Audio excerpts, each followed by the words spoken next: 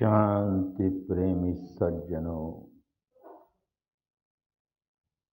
सन्नारियों,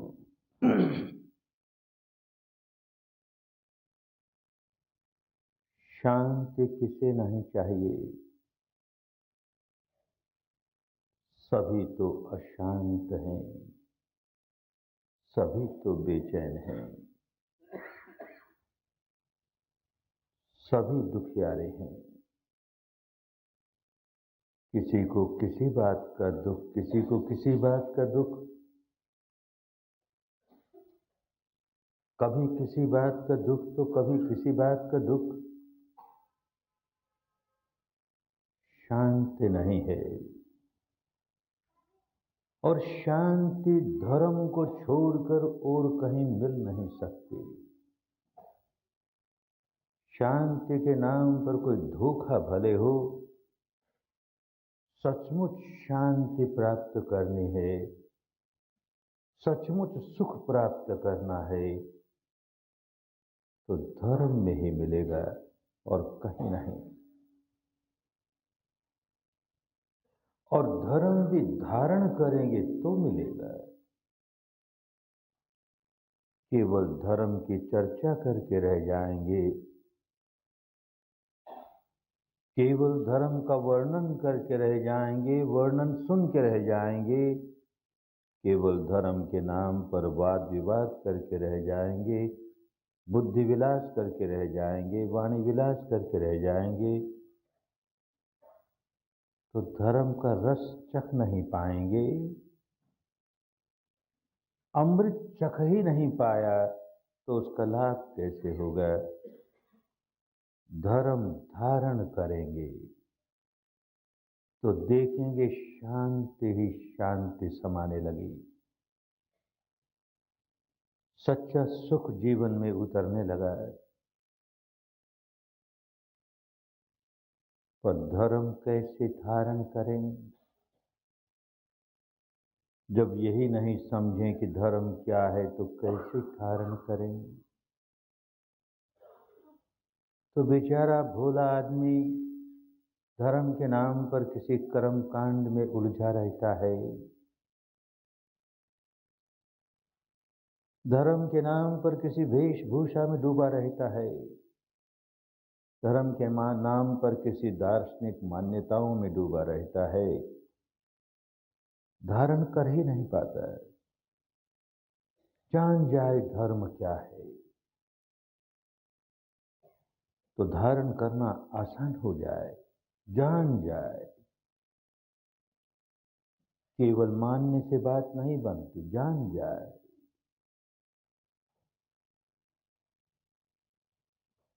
महाभारत का एक प्रसंग है। दुर्योधन बड़ा अहंकारी है, पर एक बार अपनी दुर्बलता प्रकट करता है।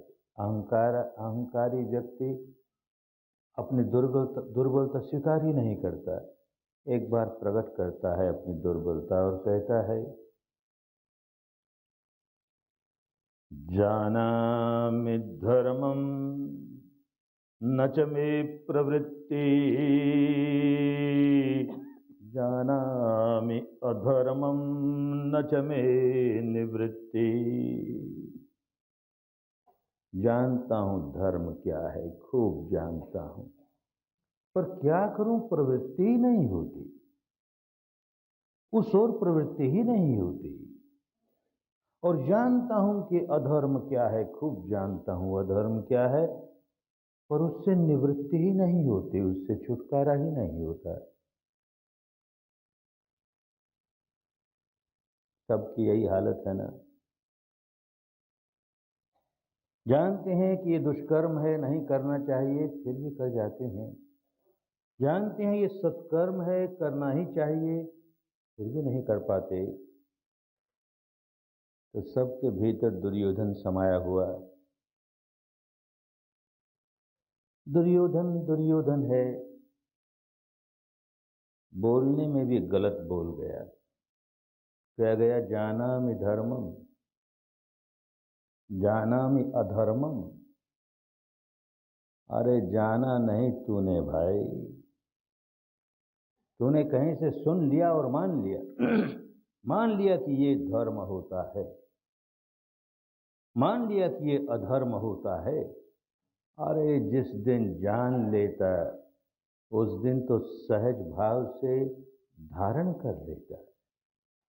जाना नहीं, जानना वो जो अपनी प्रत्यक्ष अनुभूति पर उतरे, मानना वो जो परोक्ष अनुभूति को हम स्वीकार करके रह जाएं।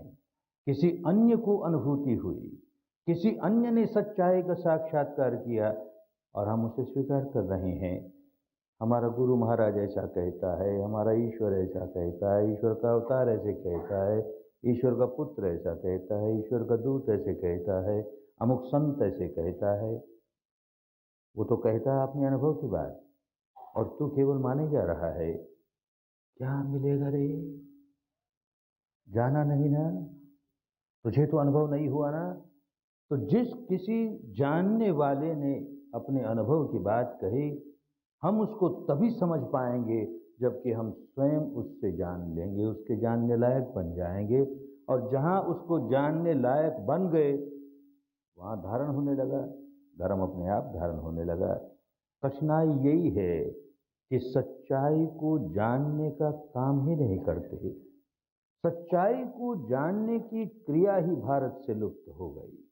मानने ही मानने की बात, हमारी ये मान्यता, हमारी ये मान्यता, हमारी ये मान्यता, और लड़े जा रहे हैं। तुम्हारी ये मान्यता गलत, हमारी ये मान्यता सही, तुम्हारी ये मान्यता गलत, हमारी ये मान्यता सही।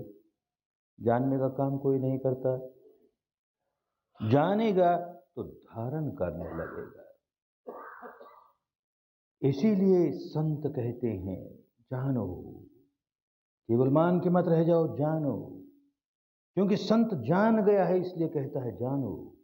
जन नानक, बड़े महत्व की बात है। जानता है तो संत बन जाता है, नहीं जानता है केवल मानता है, बुद्धि विलास करता है तो कोई फिलोसोफर बन जाता है, कोई दार्शनिक बन जाता है, संत नहीं बन सकता है। जानता है, अनुभव कर लेता है, सत्य का साक्षात्कार कर लेता है, चित्त निर्मल हो जाता है तो संत हो जाता है। तो ऐसा संतों में संत शिरोमणि यही कहेगा, जन नानक, अरे मैं जान गया हूं। जन नानक बिन आपा चिन्हे, क्योंकि जान गया। अपने आप की खोज किए बिना, अपने बारे में क्या सच्चाई है इसको अनुभूति पर उतारे बिना कोई आदमी धर्म का रस चख नहीं सकता। धर्म की बातें भले कर ले, धर्म का रस नहीं चख सकता, क्योंकि सारा जीवन उसका भ्रांतियों में बीत जाता है, भ्रम में बीत जाता है, विपर्यास में बीत जाता है, माया में बीत जाता है, प्रपंच में बीत जाता है। उसे पता ही नहीं लगता सच्चाई क्या है। अनुभव नहीं हुआ ना। बस अनुभव करे तो ही धर्म है, अनुभव नहीं करे तो कोरी बातें हैं, कुछ बनता बनाता नहीं उससे। और अनुभव क्या करे, अपने बारे में क्या सच्चाई है उसका अनुभव करे।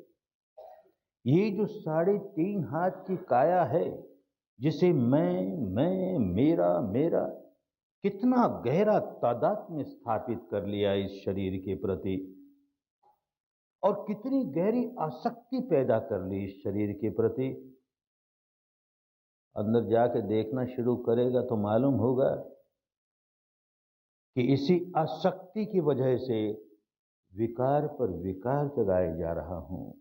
कारण समझ में आ जाएगा, अपने विकारों की उत्पत्ति का कारण समझ में आने लग जाएगा तो विकारों को दूर करने का तरीका मिल जाएगा।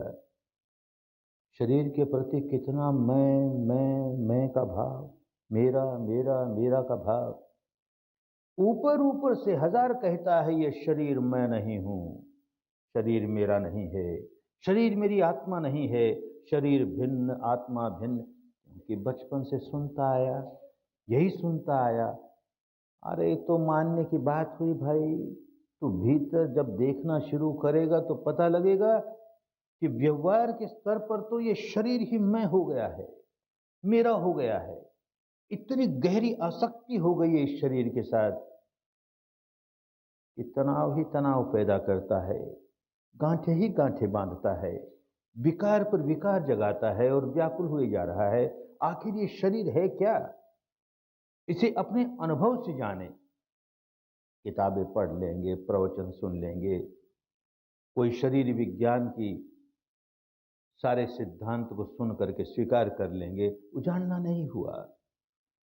शरीर को अनुभव करके देखना है, ये क्या है, क्या है, कैसे काम करता है, किस कदर इसके प्रति मेरी आसक्ति इतनी तेज हो गई है, इसको अनुभव में उतारना होता है। ऐसे ही जैसे ये शरीर प्रपंच है, वैसे ही चित्त प्रपंच है। इस चित्त प्रपंच को मैं मेरा मेरा किए जा रहा हूं। ऊपर ऊपर से बुद्धि के स्तर पर हजार कहता हूं, ये चित्त मैं नहीं, ये मेरा नहीं, ये मेरी आत्मा नहीं। अरे ये शरीर और ये चित्त दोनों ही नश्वर हैं, ये भंगुर हैं, ये परिवर्तनशील हैं। इनमें क्या सार पड़ा है? ये तो केवल बुद्धि कहती है, ये तो केवल मान्यताएं कहती हैं। जब भीतर देखना शुरू करोगे तो मालूम होगा, जैसे इस शरीर के प्रति इतना गहरा चिपकाव पैदा कर लिया, वैसे ही इस चित्त के प्रति इतना गहरा चिपकाव पैदा कर लिया, उसके प्रति तादात्म्य स्थापित कर लिया। मैं मेरा इतना गहरा उसके साथ तादात्म्य हो गया, छूटा ही नहीं छूटता। ऊपर ऊपर से हजार कुछ कहता फिरे, छूटता नहीं। देखना शुरू करेगा तो ये तादात्म्य टूटता चला जाएगा, मैं मेरे का भाव टूटता चला जाएगा, और देखेगा विकारों से मुक्ति मिलने लगी, दुखों से मुक्ति मिलने लगी, मुक्ति का रास्ता खुल गया। तो अपने बारे में जानने की जो विद्या है,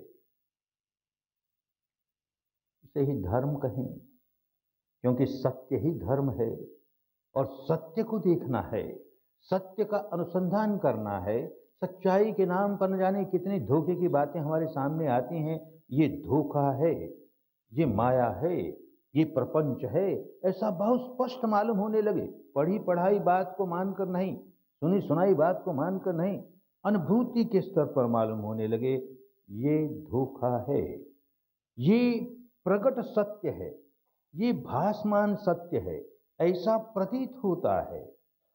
वस्तुतः ऐसा नहीं है। वस्तुतः कैसा है, यथार्थतः कैसा है, सचमुच कैसा है, वो अनुभूति पर उतरने लगे। ऊपर ऊपर से यूं लगता है, पर भीतर की सच्चाई कुछ और ही है। ये बात जब अनुभूति पर उतरेगी तो अपने आप उसके प्रति मैं मेरे का भाव टूटना शुरू हो जाएगा। शरीर के बारे में क्या सच्चाई है, चित्त के बारे में क्या सच्चाई है, और फिर इस शरीर और चित्त के परे भी कोई सच्चाई है? जरूर है। हमारे संतों ने उसे देखा है, हमारे महापुरुषों ने उसे देखा है, और हर आदमी उसे देख सकता है। तो शरीर और चित्त के परे की जो सच्चाई है, वो भी केवल मान लेने से बात नहीं बनेगी, उसे भी जानना होगा। जानना अलग, जानना होगा। जानोगे तो कल्याण हो जाएगा, मान के रह जाओगे तो बंधन बंध जाएंगे। हम ऐसा मानने वाले, तुम वैसा मानने वाले, इस मानने मानने में ही जीवन बीत जाएगा। वो अवस्था जाननी है, और वो अवस्था तब जानी जाएगी, शरीर और चित्त के परे की अवस्था इंद्रियातीत अवस्था होती है। वहां इंद्रियां काम नहीं करती, अनुभव होता है, केवल जाना जाता है। फिर इंद्रिय क्षेत्र में आकर के उसका वर्णन नहीं कर सकता कोई, अनिर्वचनीय है। कोई शब्द नहीं ऐसे जो उसे समझा सके। और जिस किसी व्यक्ति ने उस अवस्था को समझाने का काम किया, जो अनिर्वचनीय है उसे वचनीय बनाने का काम किया, जो अवर्णनीय है उसका वर्णन करने का काम किया, तो समझ लेना चाहिए इस व्यक्ति को साक्षात्कार नहीं हुआ। ये तो गूंगे का गुड़ है, बस मुंह में लिया तो उसकी मुस्कुराहट कहेगी कि इस व्यक्ति ने गुड़ चखा है। बस कैसे बोले, कैसे समझाए? इंद्रियों के परे का अनुभव, इंद्रिय जगत में आकर के इंद्रियों द्वारा कैसे समझाए, और सुनने वाले भी समझने वाले भी कैसे समझें इंद्रियों द्वारा, जो बात इंद्रियों के परे अनुभूत होगी। और वो परे तब अनुभूत होगी जबकि मानस की गांठें खुलती जाएंगी, उसके विकार निकलते जाएंगे, अहंकार नष्ट होता जाएगा, सारा आत्म भाव अहम भाव पिघल जाएगा, तब उस अवस्था का साक्षात्कार होगा, इसके पहले नहीं होगा। तो ये सारा का सारा काम जिसे कोई विपश्यना कह दे, जिसे कोई विदर्शना कह दे, विशेष रूप से देखना, विशेष रूप से दर्शन करना, जिसे कोई संदर्शना कह दे, सम्यक रूप से देखना, अरे नाम चाहे सो रखें, जो बात जैसी है उसको ठीक वैसे ही अनुभूति से जाने। दर्शन करने का मतलब ये हुआ कि जिसका दर्शन कर रहे हैं उसके और हमारे बीच में कोई अड़वार नहीं हो, कोई पर्दा नहीं हो। अगर बीच में पर्दा होगा तो पर्दे का दर्शन होगा। उसका दर्शन कैसे होगा जो दर्शनीय है, जिसका दर्शन करना हमें, पर्दा बीच में आता रहेगा। तो अपने भीतर सच्चाई की अनुभूति करते हुए भी इस बात का ख्याल रखना पड़ेगा कि कहीं मैंने अपनी आंखों पर कोई रंगीन चश्मे तो नहीं चढ़ा लिए। क्या रंगीन चश्मे होते हैं? राग का चश्मा चढ़ा लिया, द्वेष का चश्मा चढ़ा लिया, तो जिस रंग का चश्मा चढ़ा लिया वो रंग सामने आ रहा है, हम यथार्थ को नहीं देख पाएंगे। तो राग को दूर करे, द्वेष को दूर करे, जो बात जैसी है और उसको अपने स्वभाव में, उसकी प्रकृति कैसी है, उसका निसर्ग कैसा है, उसको अनुभूति के द्वारा उसके स्वभाव को जाने, तो धर्म का दर्शन होने लगा, प्रकृति के नियमों का दर्शन होने लगा, अपनी भूल समझ में आने लगी, भूल के बाहर निकलने लगा, बंधन से मुक्ति की ओर जाने लगा, अंधकार से प्रकाश की ओर जाने लगा, मृत्यु से अमृत की ओर जाने लगा, अपने आप जाने लगता है। कल जैसे बताया कि क्या करते हैं, काम शुरू करते ही आंख बंद करके बैठ गए, सुखपूर्वक बैठ गए, किसी विशेष आसन में बैठे ये आवश्यक बात नहीं है। कोई पद्मासन में बैठे कि अर्ध पद्मासन में बैठे, कोई आसानी से बैठ सकता है तो बैठे, कोई मनाही भी नहीं है। अन्यथा सुखपूर्वक जिस आसन में देर तक बैठ सके उसमें बैठें, आंखें बंद रखें, मुंह बंद रखें, क्योंकि सांस मुंह से नहीं लेना है, नासिका से लेना है, और नासिका के द्वारों पर अपने मन को टिकाए और बस केवल इतना जानता रहे, सांस आ रहा है तो आ रहा है, जा रहा है तो जा रहा है, इस नासिका से तो इस नासिका से, उस नासिका से तो उस नासिका से, कभी दोनों में से तो दोनों में से, जैसा है वैसा है, तटस्थ भाव से जान रहे हैं। तटस्थ किसको कहते थे? किसको कहते हैं तटस्थ? जो तट पर स्थित है, नदी के तट पर बैठा है और नदी बह रही है, नदी के बहने में उसका कोई हाथ नहीं, नदी अपने स्वभाव से बह रही है और ये तट पर बैठ करके नदी के प्रवाह को देख रहा है। प्रवाह तेज है तो तेज है, मंदा है तो मंदा है, पानी गंदा है तो गंदा है, निर्मल है तो निर्मल है, वो तो केवल तट पर बैठ करके देख रहा है। ऐसे ही ये सांस का प्रवाह चल रहा है, धीमा है तो धीमा है, तेज है तो तेज है, वो तो केवल जानने का काम करता है। बड़ा आसान काम है ना, करना कुछ नहीं, आपो आप निरंजन सोई, अपने आप हो रहा है। ये सांस का आना, सांस का जाना, हम इसमें कुछ नहीं करते, कुदरतन हो रहा है, नैसर्गिक तौर पर हो रहा है, और इस तट पर बैठे हुए उसका दर्शन कर रहे हैं। दर्शन का मतलब भारत में शब्दों का बड़ा अर्थ बिगड़ा। तो दर्शन का एक अर्थ हो गया कि कोई रूप दिखाई देवे, कभी भूल कर भी रूप नहीं देखना है। सांस का रूप होगा भी क्या, सांस की आकृति होगी भी क्या, सांस का रंग होगा भी क्या, उसको अनुभव करना है, उसी को दर्शन कहते थे। सांस का दर्शन माने सांस अनुभव हो रहा है, आया तो आया, गया तो गया। काम तो बड़ा आसान है, लेकिन जब कभी अपने जीवन के 10 दिन इस विद्या को सीखने के लिए दोगे और काम शुरू करोगे तो देखोगे इतना सरल काम होते हुए भी कि हम तो चुपचाप बैठे हैं, न कोई शरीर की कसरत है, न कुछ है, बैठे हैं, सांस भी अपने आप आ रहा है, हमको कोई प्राणायाम भी नहीं करना, सांस को रोकना भी नहीं, सांस को तेज भी नहीं करना, लंबा भी नहीं करना, छोटा भी नहीं करना, अपने आप आ रहा है, हम देख रहे हैं। उसमें क्या मुसीबत है, क्या कठिनाई है? बहुत कठिनाई होगी। जब काम शुरू करोगे तो देखोगे, एक सांस भी नहीं देख पाए कि मन ये भागा, एक सांस भी नहीं देख पाए कि ये भागा, और तब बड़ी चिड़चिड़ाहट होगी, बड़ा मन चिड़चिड़ाएगा, अपने आप पर ही चिड़चिड़ाएगा। अरे इतना छोटा सा काम दिया तुझे, सांस आता है तो आता है, जाता है तो जाता है, इसको जानना था, ये भी तुझसे नहीं होता, कहाँ भाग गया? तो विपश्यना सिखाने वाला कहेगा नहीं, चिड़चिड़ाहट नहीं पैदा करनी, क्रोध नहीं पैदा करना।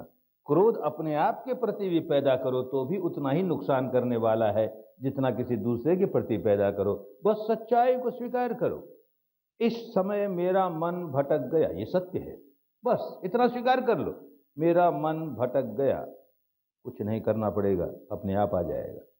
जरा सच्चाई सच्चाई स्वीकार करो, उसको खींच के लाने की भी जरूरत नहीं है।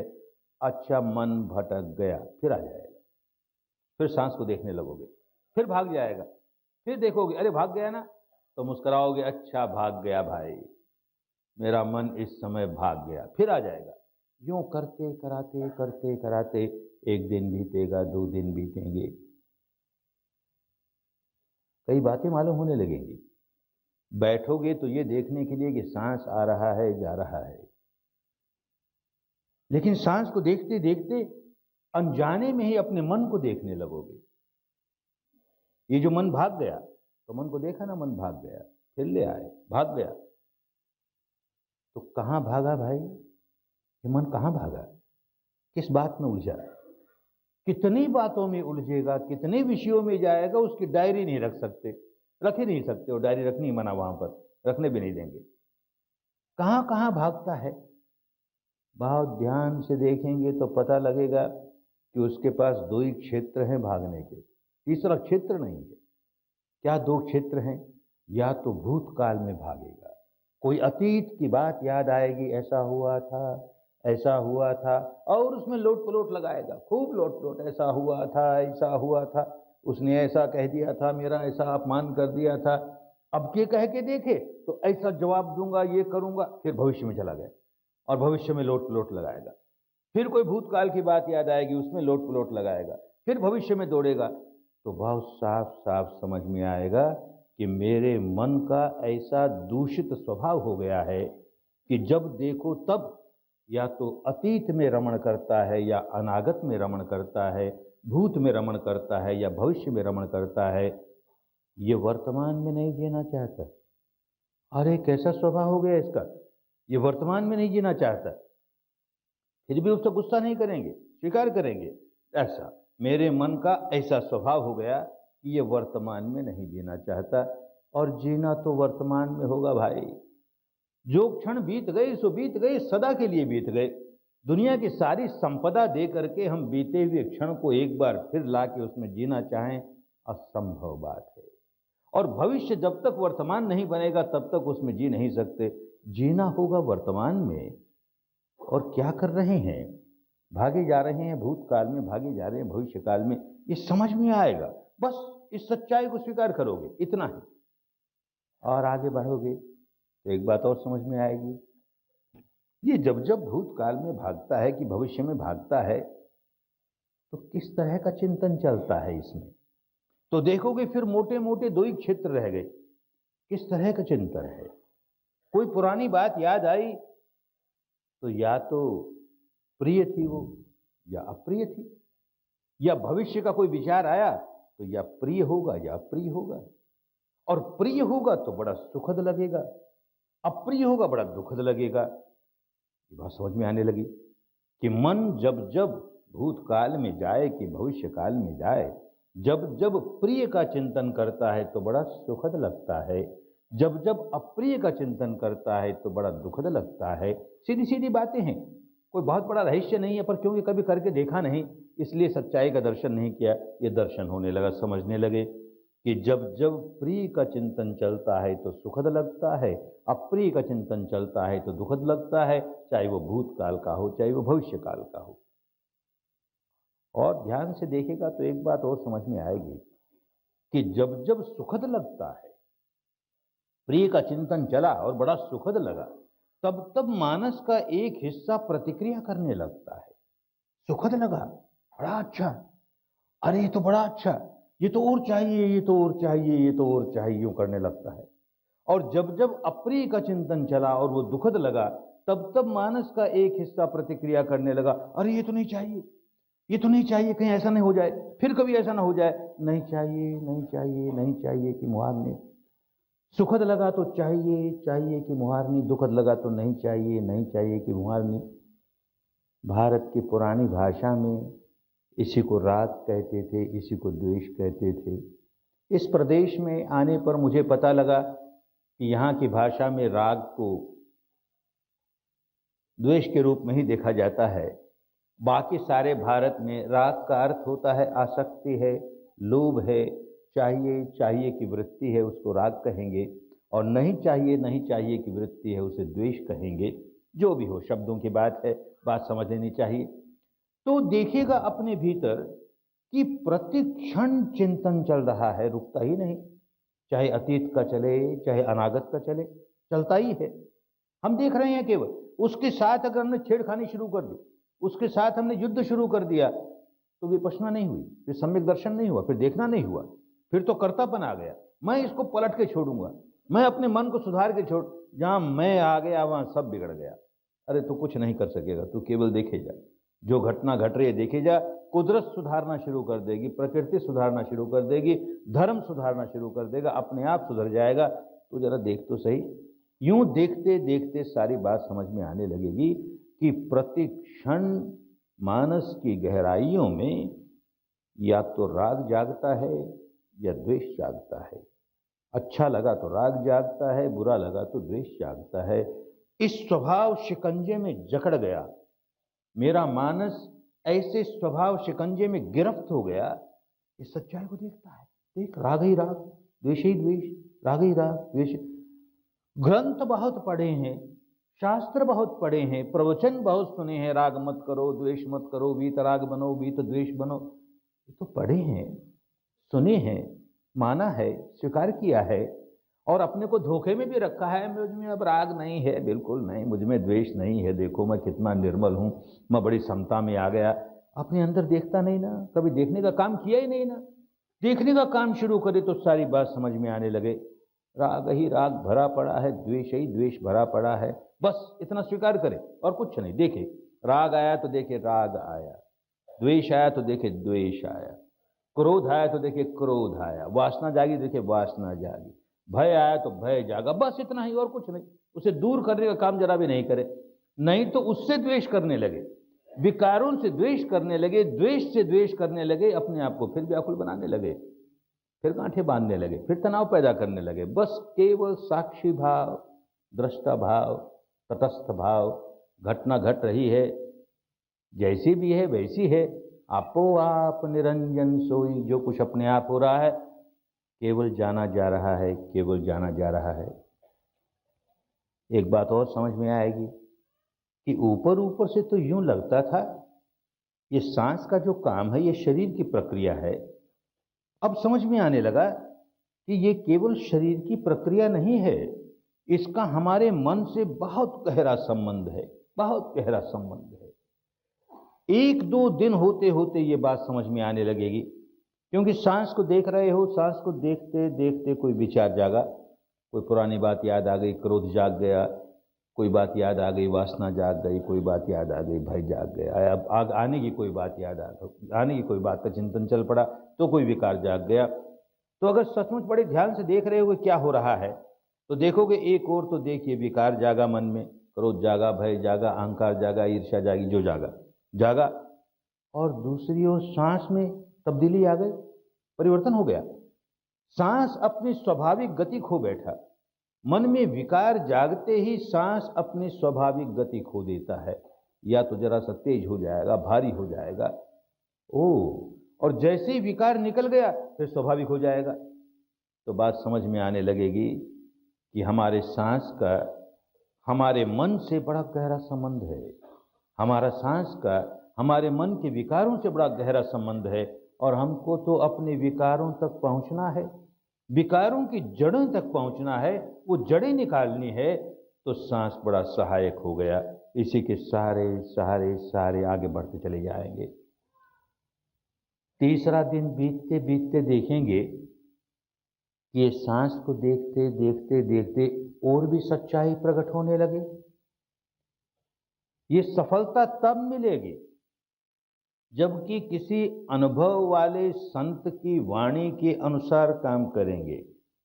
जिसने अनुभव किया है वो यही कहेगा, किम सचियारा हो, ये बस सचियारा रहना है, सच्चाई से काम शुरू करेंगे। आदि सच जुगादि सच है भी सच, नानक कहूँ सी भी सच। एकदम परम सत्य तक पहुंच जाएंगे। उसके ऊपर कोई कल्पना का लेप लगाने लगेंगे, कोई मान्यताओं का लेप लगाने लगेंगे, गाड़ी एकदम रुक जाएगी, दिशा ही बदल जाएगी, किसी दूसरी ओर यात्रा हो जाएगी। सच्चाई, बस केवल सच्चाई। सांस जैसा है वैसा है, और उस सांस की वजह से मन में जो विकार जागा, जैसा है वैसा है। हमने कोई प्रतिक्रिया की, जैसा है वैसा है। सांस में परिवर्तन आया, जैसा है वैसा है। यूं करते करते तीसरा दिन होते होते इस सांस से अधिक सूक्ष्म सच्चाई प्रकट होने लगेगी। ये सारा का सारा मार्ग स्थूल सत्य से सूक्ष्म सत्य की ओर बढ़ते चले जाएंगे। इस मार्ग पर चलते चलते स्थूल सच्चाई ऐसी, उससे सूक्ष्म ऐसी, उससे सूक्ष्म ऐसी, सूक्ष्मतर सूक्ष्मतर सूक्ष्मतम अवस्था तक पहुंच जाएंगे। इस सारे भौतिक शरीर की और सारे भौतिक जगत की सूक्ष्मतम सच्चाई क्या है, वो अनुभूति पर उतर जाएगी। इसी तरह से सारे चित्त की और चित्त वृत्तियों की स्थूल स्थूल सच्चाइयों से काम शुरू होगा और आगे बढ़ते जाएंगे तो उससे सूक्ष्म, उससे सूक्ष्म, सूक्ष्मतर सूक्ष्मतर सूक्ष्मतम अवस्था तक पहुंच जाएंगे।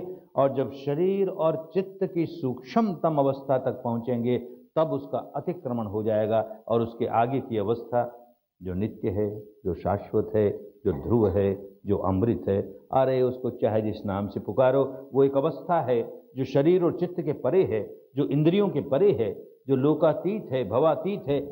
उसका साक्षात्कार हो जाएगा, उस परम सत्य का साक्षात्कार हो जाएगा। होगा तभी जबकि इस साधना के नियम को मानते हुए चलोगे। था पिया न जाए ओ कीता न होई, ये नियम है इस साधना के। था पिया न जाए, कुछ इम्पोज मत करो। हमारी फिलोसफी ये कहती है तो फिलोसफी को इम्पोज कर दिया उस पर, हमारी मान्यता ये कहती है, इम्पोज कर दिया तो स्थापना कर दी ना। कोई लेप नहीं लगने दें, जो सामने आया उसी को स्वीकार किया। मान्यता अपनी जगह, आत्मा है तो है, नहीं है तो नहीं है, परमात्मा है तो है, नहीं है तो नहीं है, ऐसा है वैसा है, काला है गोरा है, लंबा है छोटा, होगा बाबा। हमको उससे, हमने देखा नहीं ना, हम कल्पना कर रहे हैं ना, कल्पना नहीं आने देंगे। सांस है, बस इस वक्त सांस है, सांस का स्पर्श है, सांस छोटा है बड़ा है, मन इस प्रकार काम कर रहा है, इस तरह विकार जाग रहे हैं, बस इस सच्चाई को देख रहे हैं। क्योंकि हमको विकारों से मुक्त होना है। हमारा प्रॉब्लम, हमारी समस्या हमारा मन है, न कि हमारी आत्मा है कि परमात्मा है। हमारे मन की जो खोट है उसे निकालना है। उसका दर्शन करेंगे नहीं और कल्पना का दर्शन करने लगेंगे, उलझ जाएंगे। इसलिए ये नियम मानना पड़ेगा, जो भी कोई व्यक्ति इस रास्ते चलना चाहे। था पिया न जाए कीता न होई, कुछ क्रिएटेड ट्रुथ नहीं पैदा कर ले, नेचुरल ट्रुथ अपने आप जो हो रहा है, नैसर्गिक तौर पर कुदरतन जो कुछ हो रहा है, हमारे लिए वही परमेश्वर है। आपो आप जो हो रहा है, बस वही निरंजन है। उसका रूप नहीं होता, उसका रंग नहीं होता, इसीलिए उसको निरंजन कहते हैं। अंजन माहि निरंजन देखो, ये जो अंजन दिख रहा है शरीर, इसके भीतर निरंजन क्या है, जिसका रूप नहीं रंग नहीं। अरे सांस का रूप नहीं रंग नहीं, ऐसे ही और सच्चाइयां सामने आती चली जाएगी, जिनका रूप नहीं, जिनका रंग नहीं। क्या सच्चाई आएगी? 3 दिन होते होते एक सच्चाई सामने आएगी। क्योंकि 3 दिन तक इस नाक के दरवाजों पर अपने मन को रखा और यहीं सांस का आना जाना देखते रहे, तो मन जैसे जैसे स्थिर होता गया वैसे वैसे सूक्ष्म होता गया, बड़ा तीक्ष्ण होता गया, बड़ा संवेदनशील होने लगा। तो इस स्थान पर कुछ अनुभव करने लगा, कुछ और अनुभव करने लगा, जिसका सांस से कोई लेन देन नहीं। सांस अपनी जगह, फिर भी कोई घटना घट रही है यहाँ पर, कोई बायोकेमिकल रिएक्शन हो रहा है, जीव रासायनिक प्रतिक्रिया हो रही है, कोई इलेक्ट्रोमैग्नेटिक रिएक्शन हो रहा है, कोई विद्युत चुंबकीय प्रतिक्रिया हो रही है। अरे सारे शरीर में हो रही है, लेकिन हमने ये जगह चुनी है, उसका अपना कारण है, आरंभ करने के लिए ये जगह चुनी है हमने। तो यहाँ की जीव रासायनिक प्रतिक्रिया, कुछ खटपट हो रहा है, प्रतिक्षण हो रहा है। हमारे शरीर के एक एक अणु में प्रतिक्षण कुछ न कुछ घटना घट रही है, हमें पता नहीं। हमारे लिए तो शरीर बड़ा ठोस है, ये ठोस शरीर को ऐसे ही समझते हैं, ठोस है। देखेंगे, इस रास्ते चलेंगे तो टुकड़े टुकड़े होते होते होते होते कुछ घटना घट रही है। तो पहले तो मोटी मोटी बातें मालूम होंगी। हर काम स्थूल से आरंभ होता है। हो सकता है गर्मी से लगे, हो सकता है कोई पसीना सा आए, हो सकता है कोई सर्दी सी लगे, हो सकता है कोई खुजलाहट सी हो, कोई गुदगुदाहट सी हो, कोई सुरसुराहट सी हो, कोई झंझनाहट सी हो, कोई स्पंदन सा हो, कोई धड़कन सी हो, कोई फड़कन सी हो, कोई सिहरन सा हो, कोई पुलकन सा हो। कुछ न कुछ, कोई न कोई सेंसेशन यहाँ पैदा होने लगी। सेंसेशन तो पहले भी हो रही थी, हमारी वो ताकत नहीं थी कि हम उसे फील कर सके, महसूस कर सकें। अब उसे महसूस करने लगे। बस महसूस करना है, प्रतिक्रिया नहीं करेंगे, नहीं तो कीता न जाए, करने लगेंगे। कुछ करना कुछ नहीं है, अपने आप जो हो रहा हम तो केवल जान रहे हैं। खुजली आ रही है, खुजली आ रही है, खुजलाएंगे नहीं। खुजली आ रही है, देखते हैं तुझे तो कितनी देर रहती है। कोई खुजली दुनिया में ऐसी नहीं होती जो अनंत काल तक रहे। आई है तो तेज होगी, तेज होगी, तेज होगी, समाप्त हो जाएगी, यही होगा और क्या होगा। तो खुजली आई तो खुजली आई, गर्मी आई तो गर्मी आई, पसीना आया तो पसीना आया। अब तक तो भोक्ता भाव का जीवन जीते थे, अब देखेंगे अपना स्वभाव पलटने लगा। भोक्ता भाव का स्वभाव पलट करके कर्ता भाव भी नहीं रह गया, दृष्टा भाव रह गया, साक्षी भाव रह गया, तटस्थ भाव रह गया। और जितना जितना तटस्थ भाव पुष्ट हुए जा रहा है, देखते हम उससे अधिक सूक्ष्म सच्चाई प्रकट हुई जा रही है, उससे सूक्ष्म प्रकट हुई जा रही है। चौथा दिन होते होते, पांचवा दिन होते होते देखेंगे, अरे ये घटनाएं तो सारे शरीर में घट रही है, सिर से पांव तक, पांव से सिर तक, जहां जहां मन ले जाता है वहीं वहीं कुछ खटपट खटपट कुछ हो रहा है, कुछ हो रहा है, होता ही रहता है। प्रत्येक प्राणी में होता रहता है, प्रतिक्षण होता रहता है। हमने कभी अपनी ओर देखा ही नहीं। जब से जन्मे आंख खुली बहिर्मुखी, बहिर्मुखी बाहर ही देखा। अपने भीतर क्या हो रहा है कभी देखने का काम ही नहीं किया। कभी आंख बंद करके बैठे भी तो कोई कल्पना का ध्यान करने लगे, कोई मान्यता का ध्यान करने लगे, सच्चाई से हमेशा दूर रहे। अब सच्चाई का सामना करने सीखेंगे तो देखेंगे सारे शरीर में कोई ना कोई संवेदना। अब देखेंगे बड़े ध्यान से तो पता लगेगा, ये जो संवेदनाएं हैं कहीं स्थूल हैं, कहीं सूक्ष्म हैं, कहीं भारी है, कहीं हल्का है, कहीं प्रिय है, कहीं अप्रिय है, कहीं सुखद है, कहीं दुखद है। भिन्न भिन्न प्रकार की संवेदनाएं, भिन्न भिन्न प्रकार की सेंसेशन सारे शरीर में चल रही है। और फिर देखेंगे कि मानस का एक हिस्सा ऐसा पागल हिस्सा है जो प्रतिक्रिया कर रहा है, रिएक्ट कर रहा है। संवेदना, सेंसेशन सुखद लगी तो राग पैदा करता है, चाहिए चाहिए करने लगता है। जैसे चिंतन सुखद लगा और वो राग पैदा करने लगा, ऐसे ही संवेदना सुखद लगी तो राग पैदा करने लगा, चाहिए चाहिए चाहिए। बड़ा पुलक रोमांच होगा।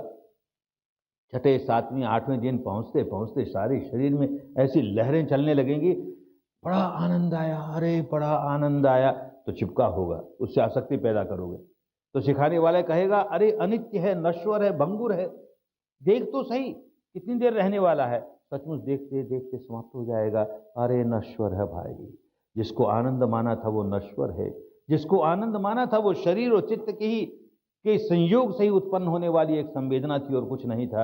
यूं देखेगा, ऐसी दुखद संवेदना आएगी तो देखेगा उसे कितनी देर रहती है, देखते देखते विलीन हो जाती है, समाप्त हो जाती है।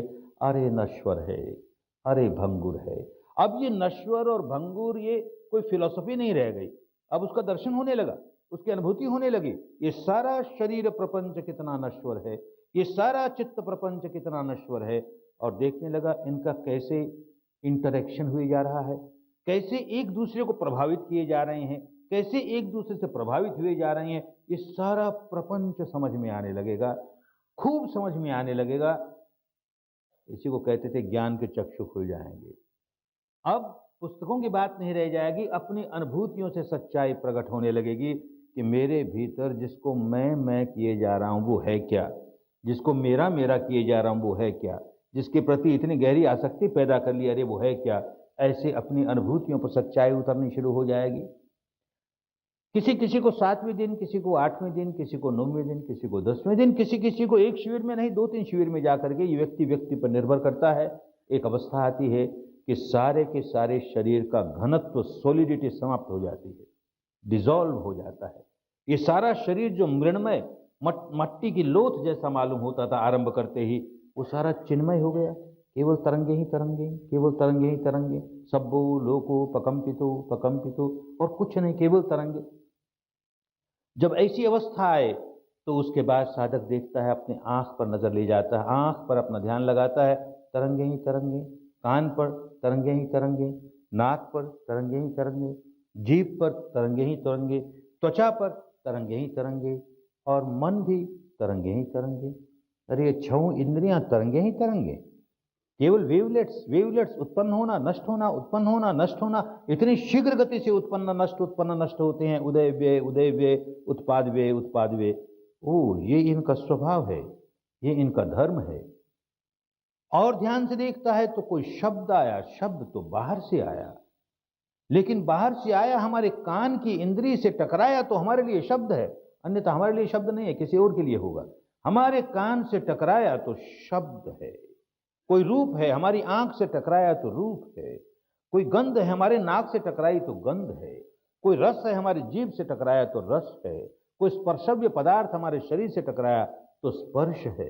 ऐसे ही कोई चिंतन हमारे मन से टकराया तो चिंतन है। ये 6 इंद्रियों को देखेगा, और 6 इंद्रियों के जो 6 विषय हैं, उनके जो 6 ऑब्जेक्ट्स हैं, उनको देखेगा। अरे ये भी तरंग ही तरंग। कान पर कोई शब्द टकराया तो अरे तरंग से तरंग टकराई, आंख से रूप टकराया, तरंग से तरंग टकराई, यूं 6 इंद्रियों पर तरंग ही तरंग। ये फिलोसफी की बात नहीं, अनुभूति पर सारी बात उतरेगी। तो देखेगा मानस का एक हिस्सा सिर उठाता है। ये सारा का सारा मार्ग जैसे शरीर की स्थूलता को, सघनता को, सॉलिडिटी को टुकड़े कर करके नन्हे से नन्हे सब एटॉमिक पार्टिकल तक पहुंचा देगा। ऐसे ही मानस के टुकड़े कर करके उसके अंतिम सत्य तक पहुंचा देगा।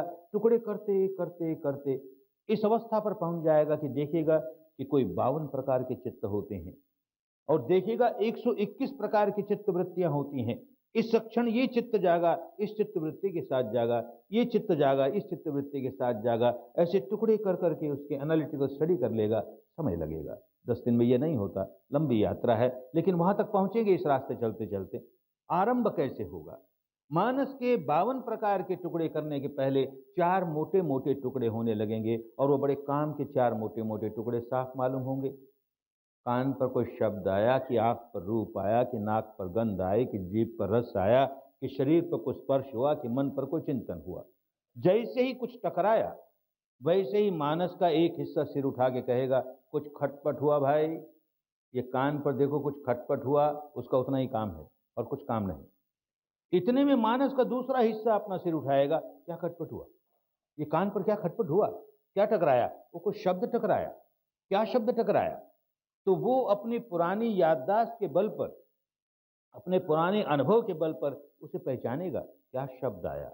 ओ, गाली का शब्द है, अथवा ओ, प्रशंसा का शब्द है। ये मानस के दूसरे खंड का, चेतना के दूसरे खंड का काम है कि वो पहचानती है, और केवल पहचान के नहीं रह जाती, वो मूल्यांकन करती है। गाली का शब्द है, बहुत बुरा। प्रशंसा का शब्द है, बहुत अच्छा। दोनों तरंग हैं और कुछ नहीं तरंग के सिवाय। लेकिन पुरानी आदत ऐसी पड़ी हुई कि जैसे ही गाली का शब्द आया कि मूल्यांकन हुआ, उसका वैल्यूएशन हुआ, बहुत बुरा। जैसे प्रशंसा का शब्द आया, बहुत अच्छा। ये मानस के दूसरे खंड ने अपना काम कर दिया। इतने में मानस का तीसरा खंड अपना अपना सिर उठाता है। जैसे ही कहा बहुत अच्छा, तो देखेगा सारे शरीर में एक तरंग चल पड़ी, बड़ी सुखद तरंग चल पड़ी सारे शरीर। बहुत अच्छा कहा ना, तो सारे शरीर में सुखद संवेदना। और जैसे कहा बहुत बुरा, गाली है बहुत बुरी, देखिएगा सारे शरीर में एक दुखद तरंगे चल पड़ी, दुखद ही दुखद तरंग।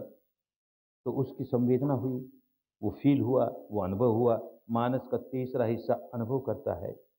इतने में मानस का चौथा हिस्सा अपना सिर उठाएगा। शब्द आया, गाली है, मूल्यांकन हुआ, बहुत बुरी है, उसकी वजह से बड़ी दुखद संवेदना हुई, तो ये चौथा हिस्सा कहेगा नहीं चाहिए, गाली नहीं चाहिए, मुझको गाली नहीं चाहिए। तो ये चौथा हिस्सा प्रतिक्रिया करेगा, रिएक्ट करेगा। नहीं चाहिए तो द्वेष से रिएक्ट करेगा। ऐसे ही प्रशंसा आई, बहुत अच्छी है, सुखद संवेदना मिली, तो चाहिए चाहिए ऐसी प्रतिक्रिया करेगा, राग की प्रतिक्रिया करेगा। और देखिएगा जब जब द्वेष की प्रतिक्रिया की तब भी बेचैन हो गया, जब जब राग की प्रतिक्रिया की तब भी बेचैन हो गया। मैंने अपनी समता खो दी, अपने मानस का संतुलन खो दिया, अपने मानस की शांति खो दी, ऐसा अनुभव करेगा। बस केवल अनुभव करेगा, उसको बदलने की कोशिश नहीं करेगा, केवल देखता चला जाएगा। यूं देखते देखते देखते स्वभाव पलटने लगेगा। अंतर मन का वो स्वभाव जो प्रतिक्षण सुखद के प्रति राग पैदा करता है, दुखद के प्रति द्वेष पैदा करता है, अब वो पलटना शुरू हो जाएगा। अब जैसे ही कोई अनुभूति होगी, सुखद होगी, तो देखिएगा इसका भी उत्पाद हुआ, व्यय हुआ, उत्पाद हुआ, व्यय हुआ।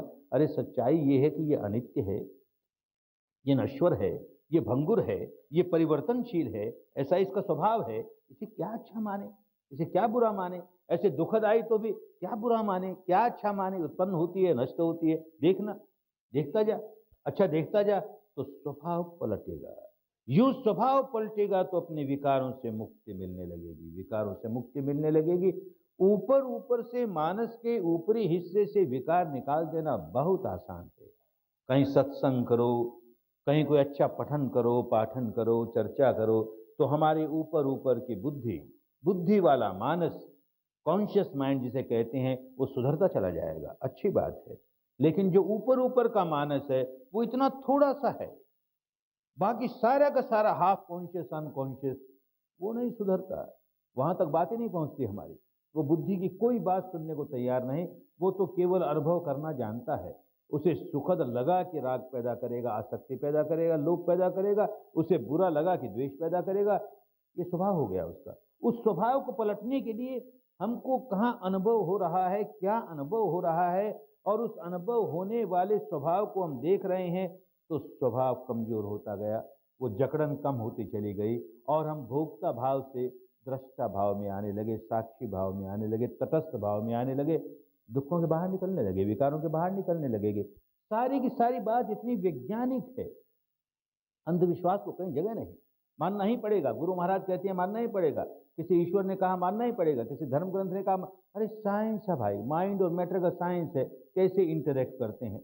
और आगे बढ़ेंगे, जैसे पश्चिम के अनेक वैज्ञानिक लोग इस विद्या में से गुजरे, बड़े बड़े डॉक्टर्स निकले, साइकियाट्रिस्ट गुजरे इसमें से, तो बात उनकी समझ में आ गई। हम फ्रायड की बात को लेकर के अनकॉन्शियस अनकॉन्शियस की इतनी बात करते थे, अरे भारत तो अनकॉन्शियस लेवल तक विकारों को निकालने में इन गहराइयों तक गया, हम सोच भी नहीं सकते कि इन गहराइयों तक गया। आज उनकी समझ में आने लगा, स्वीकार करने लगे इस बात को। कितना बड़ा बैरियर है कॉन्शियस माइंड में और हाफ कॉन्शियस अनकॉन्शियस में, कितना मोटा बैरियर है, कितनी मोटी दीवार है। जिसको कॉन्शियस कहते हैं उसे पता नहीं कि भीतर भीतर क्या चल रहा है, और जो भीतर भीतर चल रहा है वो नहीं पता, तो उसको सुधारेंगे कैसे?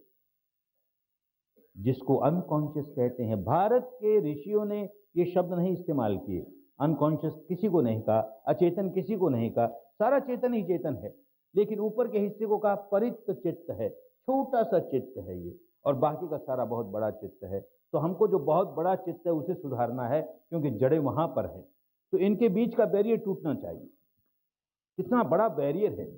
जो अंदर का चित्त है, जिसको अंतर्मन कहते हैं, वो हमारे शरीर के साथ जुड़ा रहता है, प्रतिक्षण शरीर के साथ जुड़ा रहता है। शरीर में सुखद अनुभूति हुई कि राग पैदा करता है, आसक्ति पैदा करता है, दुखद अनुभूति हुई कि द्वेष पैदा करता है, इसके सिवाय उसको और कुछ नहीं आता। अनेक जन्मों से यही उसका स्वभाव हो गया। उस स्वभाव को कैसे तोड़ें? और हमें पता ही नहीं भीतर भीतर क्या हो रहा है, अपने भीतर विपश्यना द्वारा देखना ही नहीं सीखा, तो कैसे ये स्वभाव पलटेगा? एक उदाहरण से समझें। रात को कोई आदमी गहरी नींद में सोया है, कौन सोया है गहरी नींद में? उसका कॉन्शियस माइंड सोया है। जिसको अनकॉन्शियस कहते हैं वो अनकॉन्शियस नहीं, वो 24 घंटे कॉन्शियस है। एक ही बात पर कॉन्शियस है कि शरीर में क्या संवेदना हो रही है, सुखद है या दुखद है, और प्रतिक्रिया किए जाएगा, क्रेविंग की, अवर्शन की, क्रेविंग की, अवर्शन की, ये उसका स्वभाव हो गया। गहरी नींद में सोए है, और सोए सोए कोई मच्छर ने आके काट लिया, कॉन्शियस माइंड को कुछ नहीं पता, चेतन चित्त को नहीं मालूम मच्छर ने काटा है। जिसको अचेतन कहते हैं उसे खूब मालूम है, क्योंकि मच्छर के काटते यहाँ अप्रिय संवेदना हुई, दुखद संवेदना हुई, तो प्रतिक्रिया करता है, हाथ से उसे उड़ा देता है या उसको मार देता है। फिर भी संवेदना चल रही है तो खुजलाता है। सारी रात न जाने कितनी बार मच्छर काटे और कितनी बार खुजलाया। सुबह उससे पूछे कितनी बार मच्छर काटे रे तुझे, पता ही नहीं बेचारे को, क्योंकि इतना मोटा बैरियर है, कॉन्शियस को तो पता ही नहीं वो क्या कहेगा क्या हुआ, और रात भर ये चलता रहा। ये काम केवल सोने की अवस्था में नहीं, जागृत अवस्था में भी यही चलता है। बहुत बड़ा बैरियर, बहुत मोटी दीवार। जैसे एक उदाहरण से समझें, अगर मैंने कभी विपश्यना न की हो तो क्या हालत होगी। जैसे अब बोल रहा हूं तो मेरा कॉन्शियस माइंड काम कर रहा है, इंटेलेक्ट काम कर रहा है, इतना बोल गया, अब आगे ये बोलना है, ये बोलना है। और लोगों के चेहरों पर नजर रहेगी कि लोग मेरी बात समझ तो रहे हैं ना, कहीं ये बात उनके सिर के ऊपर से तो नहीं जा रही, कहीं लोग उबने तो नहीं लगे, कहीं लोग अपनी घड़ी तो नहीं देखने लगे, घड़ी देखने लगे जल्दी बंद कर भाई। ये सारा चिंतन कॉन्शियस माइंड करता रहेगा, अनकॉन्शियस को उससे कोई लेन देन नहीं। अनकॉन्शियस ये देखेगा कि आध घंटे हो गए, पौन घंटे हो गए, ये मोटे शरीर का वजन पड़ा कहीं और कहीं दबाव शुरू हो गया, और वो दबाव धीरे धीरे दुखाव में बदला, तो कहता नहीं चाहिए रे, हमको नहीं चाहिए, बदल। थोड़ा सा यूं कर लेगा, फिर थोड़ी देर के बाद थोड़ा सा यूं कर लेगा, कभी यूं करेगा कभी यूं करेगा। भगवान बुद्ध ने कहा कि किसी आदमी को देखो, 15 मिनट तक देखते चले जाओ, कुछ मत करो, केवल देखो वो 15 मिनट में कितना मचकता है, कभी यूं करता है, कभी यूं करता है, कभी यूं करता है, कभी यूं, अरे क्या हो गया, उसको खुद को नहीं मालूम क्या हो गया मुझे, क्यों कर रहा हूं मैं, क्योंकि इतनी मोटी दीवार है। कॉन्शियस माइंड को पता नहीं कि ये सारा कुछ अनकॉन्शियस किया जा रहा है। उसको अच्छा नहीं लगता द्वेष करता है, अच्छा नहीं लगता द्वेष कर, उसका स्वभाव हो गया। ये स्वभाव कैसे टूटे? ये स्वभाव तभी टूटेगा कि जहां द्वेष जागता है उस उद्गम पर हम पहुंच जाएं, वो संवेदना पर जागता है। ऊपर ऊपर से हमको यूं लगेगा कि हमको राग या द्वेष किसी शब्द पर जागा, किसी रूप पर जागा, किसी गंध पर जागा, किसी रस पर जागा, किसी स्पर्श पर जागा, किसी चिंतन पर जागा। ये ऊपरी ऊपरी सत्य है, ये भी सत्य है, पर बड़ी ऊपरी ऊपरी सत्य है, प्रगट सत्य है, भासमान सत्य है, एपरेंट ट्रुथ है। एक्चुअल ट्रुथ क्या है? एक्चुअल ट्रुथ ये है कि शरीर में संवेदना हुई, चाहे रूप देखा कि शब्द सुना या जो कुछ हुआ, शरीर में संवेदना हुई, वो संवेदना सुखद हुई तो राग जागा, आसक्ति जागी। वो संवेदना दुखद हुई तो द्वेष जागा। वहां तक हम पहुंचे ही नहीं, तो अपना राग कैसे निकालेंगे, अपना द्वेष कैसे निकालेंगे, अपने विकार कैसे निकालेंगे? संतों ने यही करना सिखाया कि अपने आप को पहचानो, जन नानक बिन आपा चिन्हे। अरे अपने आप को पहचाने बिना, अपने आप को जाने बिना, अपने आप की एनालिटिकल स्टडी किए बिना तुम कैसे निकलोगे दुख के बाहर, तुम कैसे निकलोगे विकारों के बाहर? संतों ने यही सिखाया और हमने केवल उसका पाठ करना शुरू कर दिया। पाठ कर रहे हैं, बड़े खुश हो रहे हैं, पाठ कर रहे हैं, बड़े खुश हो रहे हैं।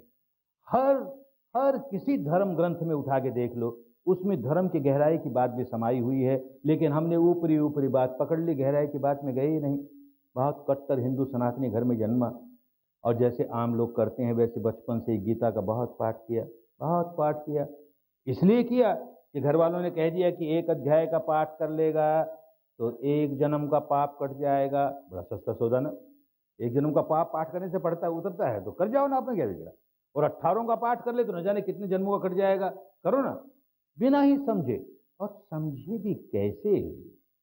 कैसे समझेगा कोई आदमी? कहने वाला अपने अनुभव की बात कर रहा है और तुम्हें वो अनुभव हुआ ही नहीं, तुम उस वाणी को कैसे समझोगे? एक श्लोक है गीता में, अब विपश्यना के बाद समझ में आने लगा कि वो क्या कहना चाहता है। कहता है, उत्क्रामन्तं स्थितं वापि भुञ्जानं वा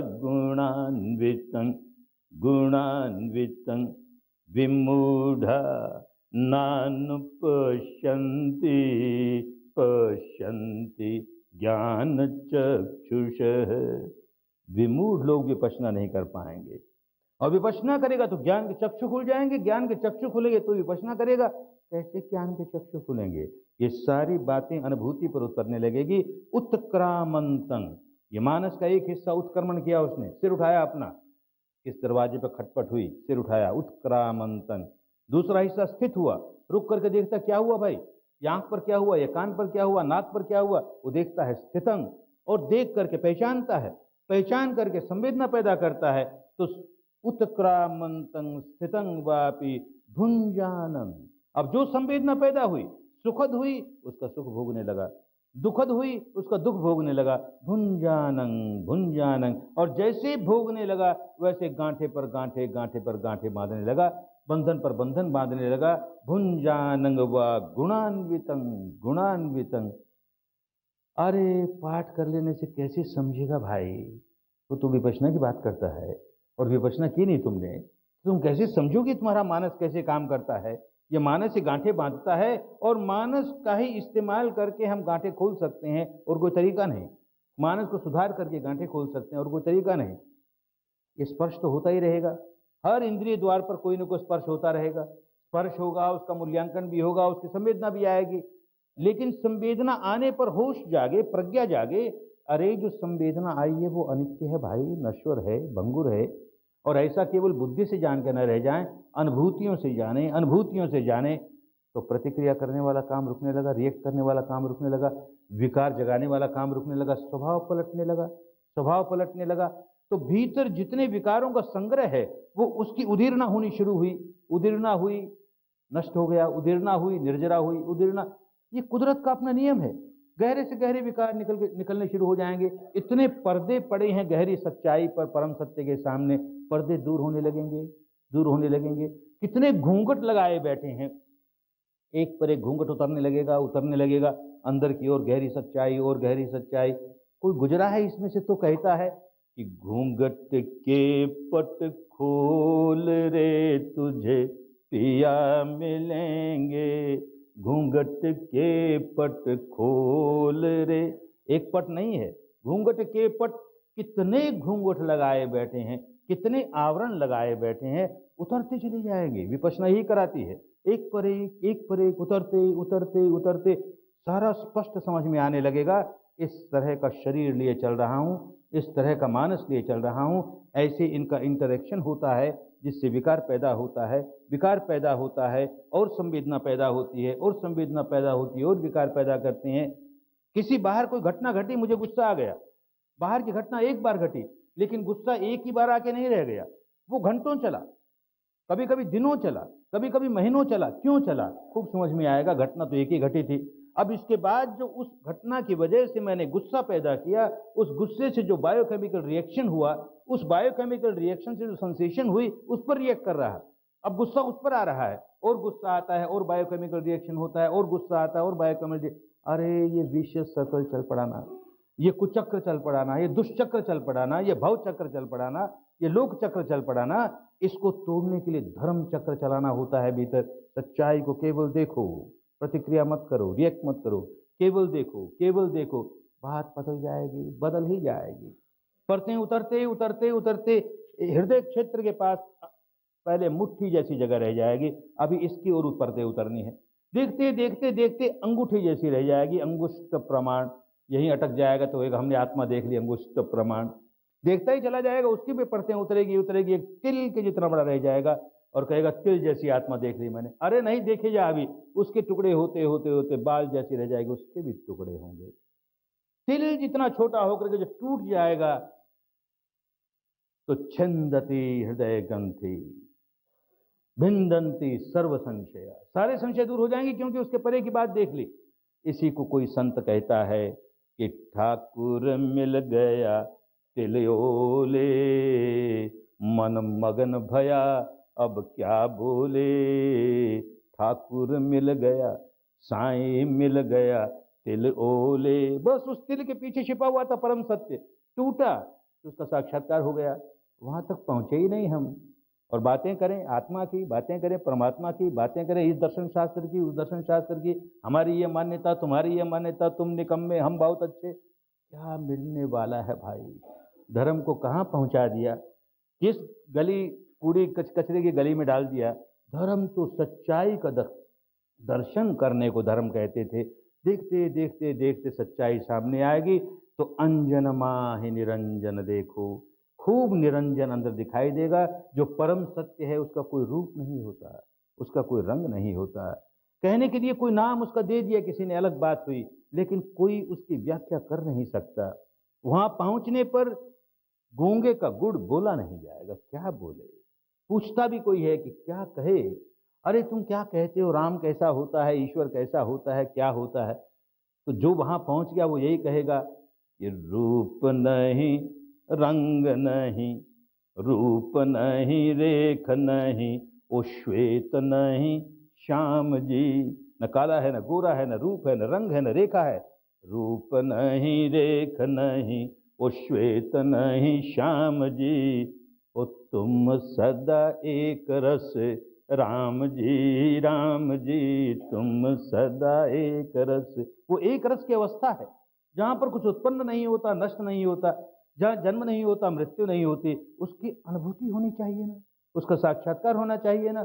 और हम झगड़े जा रहे हैं अपने राम के लिए, वो झगड़े जा रहा है अपने अल्लाह के लिए। समझा ही नहीं, जाना ही नहीं, अनुभव ही नहीं हुआ, कहाँ उलझ गए, धर्म के नाम पर कहाँ उलझ गए।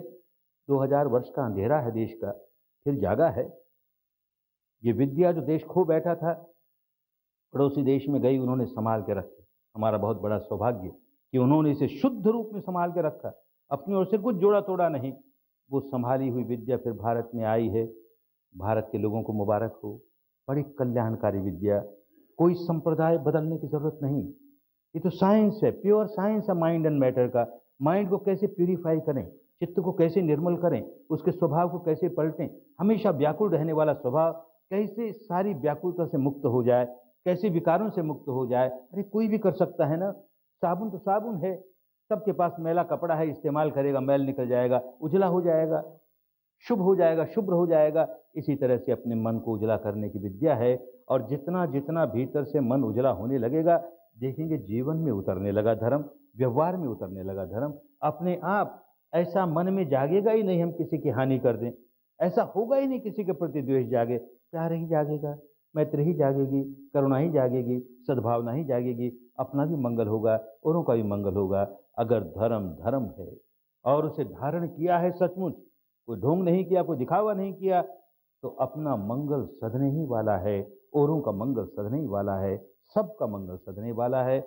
जो जो आज की धर्म सभा में आए हैं, समय निकाल करके अपने जीवन के 10 दिन इस विद्या को सीखने के लिए दे करके धर्म कैसे धारण करें और कैसे उसे जीवन में उतारें, वो केवल चर्चा का विषय नहीं, बुद्धि विलास का विषय नहीं, वाणी विलास का विषय नहीं, वाद विवाद का विषय नहीं, दार्शनिक मान्यताओं का विषय नहीं, अनुभव का विषय है। कैसे अनुभव पर धर्म उतारें और अपना कल्याण साध लें, औरों के कल्याण में सहायक हो जाएं, अपना मंगल साध लें, औरों के मंगल में सहायक हो जाएं, अपना भला, औरों का भला, सबका भला, धर्म में सबका भला, सबका मंगल हो, सबका कल्याण हो, सबकी स्वस्थ मुक्ति हो। स्वस्थ मुक्ति।